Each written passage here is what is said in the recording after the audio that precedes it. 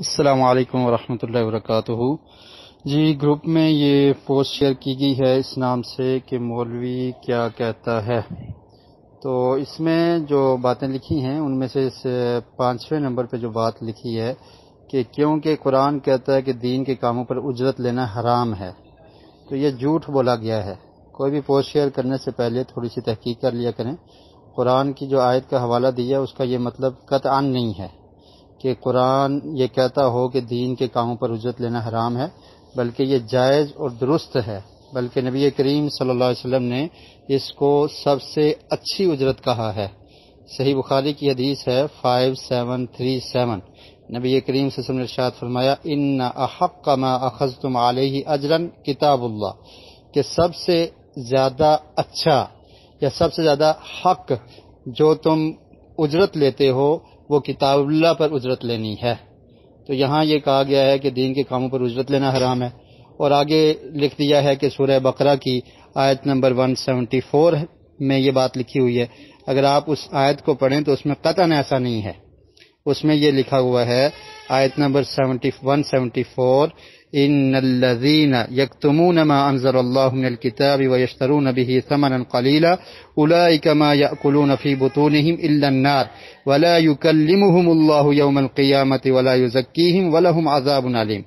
تو یہ ان لوگوں کے بارے میں ہے ان الذين يكتمون ما انزل الله، کہ وہ لوگ جو اللہ نے نازل کیا ہے اس کو چھپا دیتے ہیں، کتاب میں جو کچھ لکھا ہوا ہے اس کو چھپا دیتے ہیں، اور اس کو چھپا کر غلط فتویٰ دے کر تو اس کے بدلے کچھ قیمت لے لیتے ہیں، تو یہ لوگ اپنے پیٹوں میں آگ بھر رہے ہیں، اور اللہ تعالیٰ قیامت کے دن ان سے کلام نہیں کرے گا اور ان کے لیے دردناک عذاب ہے۔ تو یہ ایسے لوگوں کے بارے میں ہے کہ جو کتاب اللہ کے احکامات کو چھپاتے ہیں۔ تو یہ قرآن مجید کی آیت کا معنی ہے، ترجمہ ہے۔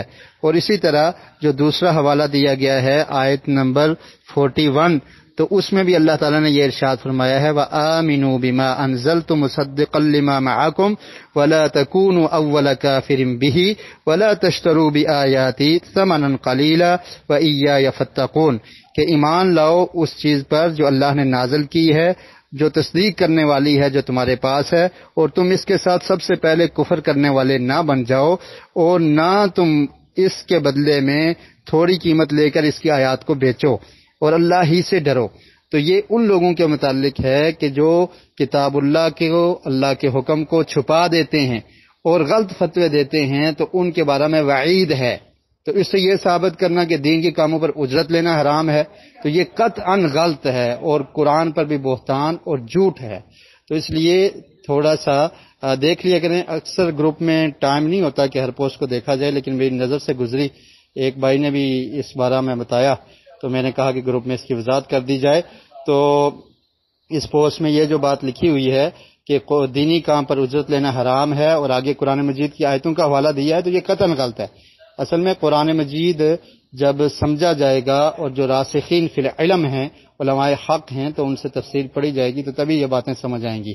لیکن اگر کوئی انسان ویسے بھی ترجمے کے ساتھ بھی پڑھ لے اور سیاق و سباق کے تحت، تو اسے سمجھ آ جائے گی کہ اس میں قطعاً یہ بات نہیں ہے کہ دینی کاموں پر اجرت لینا حرام ہے۔